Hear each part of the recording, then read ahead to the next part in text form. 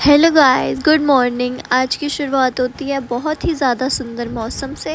हमारी गली में काम लगा हुआ था।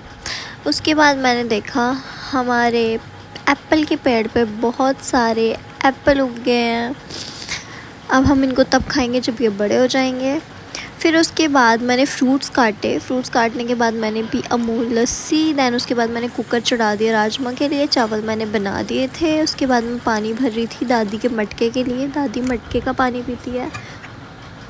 उप्स, थोड़ा सा गिर गया, कोई बात नहीं। उसके बाद मैंने बनाए राजमा। राजमा के बाद मैंने किंडर जॉय खाया। अगर आपको मेरा ब्लॉग अच्छा लगा हो तो लाइक शेयर कमेंट बाय।